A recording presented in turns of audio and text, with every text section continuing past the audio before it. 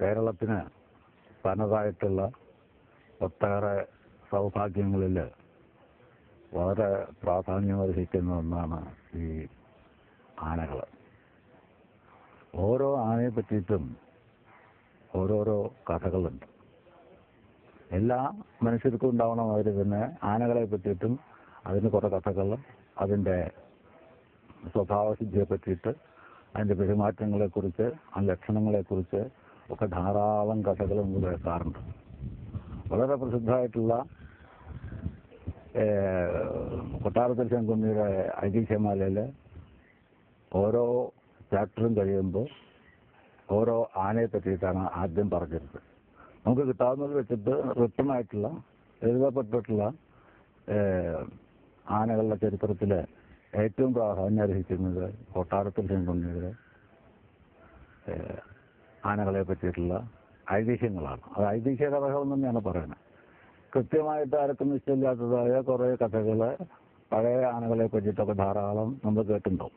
ഇപ്പോൾ നമ്മുടെ ചുറ്റുവട്ടങ്ങൾക്കും കാണുന്നതായ ഈ കുറേ ആനകളെ പറ്റിയിട്ടും ഇങ്ങനെ കുറേ കഥകളുണ്ട്. അതിൽ ഒന്നാണ്, കഥകൾ മാത്രമല്ല ചരിത്രവും, ഇപ്പോൾ നമ്മൾ പരിചയപ്പെടുത്തുന്നതായ ഈ ആന.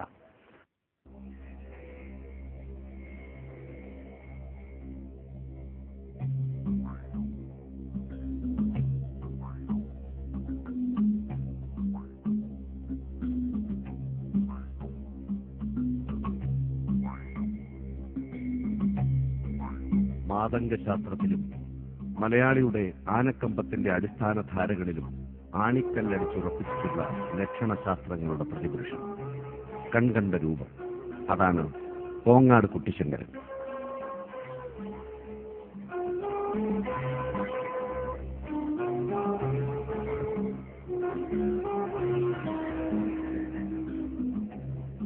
അനന്യമായ തലയെടുപ്പ്, വീണെടുത്ത കൊമ്പുകൾ, നിലത്തിഴയുന്ന തുമ്പിക്കൽ, 18 നഖങ്ങൾ, തേൻനിറമാർന്ന കണ്ണുകൾ, ഉയർന്ന വായുകുമ്പ്, കാര്യമായ ഉടൽ നീളം, മോശമല്ലാത്ത തലക്കുഞ്ഞി, അങ്ങനെ മാതംഗശാസ്ത്രം അനുശാസിക്കുന്ന ലക്ഷണ തികവുകളിൽ ഏറിയ പങ്കും ഒത്തുചേർന്നിട്ടുള്ള അപൂർവം ചില ആനപ്പിറവികളിൽ ഒന്നാണ് കോങ്ങാട് കുട്ടിശങ്കരൻ.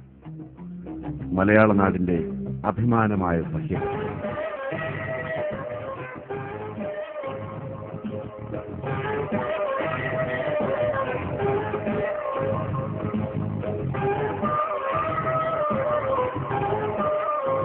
ഇത്രയും നീണ്ട വാലുള്ള മറ്റൊരാനയെയും ഇതേവരെ ഞങ്ങൾക്ക് കാണാൻ കഴിയും.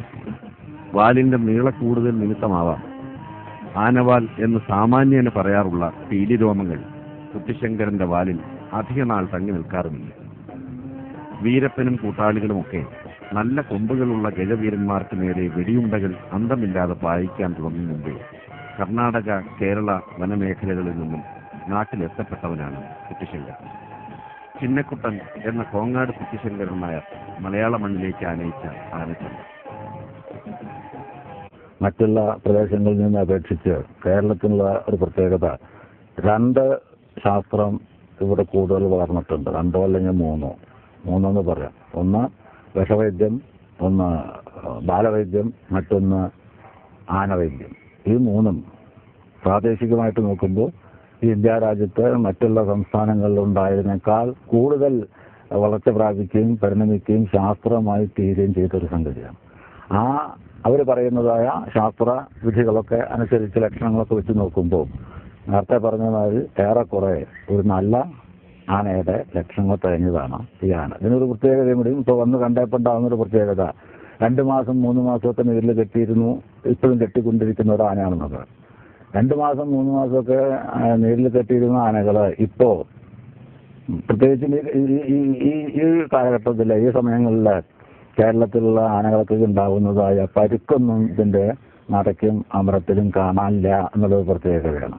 മറ്റത് ഈ ക്രൂരമായ എന്തിനാണെന്നറിയാത്തതായ ഭേദ്യം കൊണ്ട് ആനയെ വല്ലാതെ കണ്ട് ഉപദ്രവിച്ച് അമരം നടയും പെരും ചായതൊക്കെ കണ്ണ് തല്ലി പൊട്ടിക്കുക എന്നൊക്കെ തുടങ്ങിയിട്ടുള്ള സ്വാഭാവികമായിട്ട് കുറേ സംഗതികളുണ്ട്. അതൊന്നും ഇല്ല എന്നുള്ളത് ഒരു പ്രത്യേകത. പാലക്കാട് ജില്ലയിലെ കോങ്ങാട് തിരുമാന്താംകുന്ന് ക്ഷേത്രത്തിന്റെ സ്വന്തവും കോങ്ങാട് ദേശത്തിന്റെ ആകെ അഭിമാനവുമാണ് കോങ്ങാട് കുട്ടിശങ്കരൻ എന്ന ഈ ഗജരാജൻ. കർണാടകത്തിലടക്കം തടിക്കൂപ്പുകളും ആനക്കച്ചവടവും ഒക്കെ ഉണ്ടായിരുന്ന വ്യാപാര പ്രമുഖനായിരുന്നു കോങ്ങാട് ചിന്നക്കുട്ടൻ നായർ എന്ന കുട്ടിശങ്കരൻ നായർ. അദ്ദേഹം ഗുരുവായൂരിൽ ഒരു ആനക്കുട്ടിയെ നടക്കിരുന്നു. അപ്പോഴാവാം താൻ നിത്യേന തൊഴുത് പ്രാർത്ഥിക്കാറുള്ള കോങ്ങാട് തിരുമാന്താംകുന്ന് ദേവിക്കും ഒരാനയെ നൽകേണ്ടതാണെന്ന് തോന്നലിച്ചത്. പക്ഷേ തന്റെ ആഗ്രഹം പൂർത്തീകരിക്കുന്നുമ്പേ അദ്ദേഹം അന്തരിച്ചു. പിന്നീട് മകളും മരുമകനും അനുജൻ നാരായണൻകുട്ടി നായരുമെല്ലാം ചേർന്നാണ് കോങ്ങാട് ക്ഷേത്രത്തിൽ ആനക്കുട്ടിയെ നടക്കിയിരിക്കുന്നത്. 1968 ഒക്ടോബർ 14 നടക്കിരുത്തിയ ആനക്കുട്ടിക്ക് അന്തരിച്ച ചിന്നക്കുട്ടൻ നായർ എന്ന കുട്ടിശങ്കരൻ നായരുടെ പേര് തന്നെയാണ് നൽകപ്പെട്ടത്. കുട്ടിശങ്കരൻ കോങ്ങാട് ദേവിയുടെ സ്വന്തം ആനക്കുട്ടി, കോങ്ങാട് കുട്ടിശങ്കരൻ.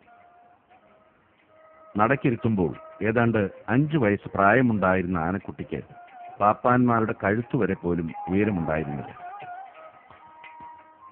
ഒരു കാലത്ത് 20-ലധികം ആനകൾ വരെ കുട്ടിശങ്കരൻ നായരുടെ അധീനതയിലുണ്ടായിരുന്നു. കുട്ടിശങ്കരൻ നായരുടെ മകളെ പെണ്ണ് കാണാനെത്തിയ ചെറുപ്പക്കാരനും ഒരു ഘട്ടത്തിൽ ഒരളവോളം തലജല വിഭ്രാന്തി സൃഷ്ടിക്കാൻ പോന്നതായിരുന്നു അദ്ദേഹത്തിന്റെ ആനക്കമ്പ്. അവിടെ നിറങ്ങിയ സമയത്ത് ഒരു 10-12 ആനയുണ്ട് നിൽക്കുന്നു ഇവിടെ. അപ്പോൾ എൻ്റെ അച്ഛനുണ്ടായിരുന്നു എൻ്റെ കൂടെ. എന്താ ഈ ആനയൊക്കെ വല്ല ഉത്സവമുണ്ടോ ഇവിടെ? അപ്പോൾ അച്ഛൻ തിരിച്ചോട്ടെ ഉത്സവമൊന്നുമല്ല, അത് ചിന്നക്കുട്ടന്മാരുടെ ആനകളാണ്. അപ്പം ഞാൻ ഒരു മിനിറ്റ് അവിടെ നിന്നിട്ട് വിചാരിച്ചു, അല്ല ഈ 12 ആന എത്തിയിട്ടാണ് ഒരാളുടെ മകളെ ഞാൻ കൊണ്ടുപോയിട്ട് എൻ്റെ ഈ ഗവൺമെൻറ് ശമ്പളത്തിൽ എന്ത് ചെയ്യും?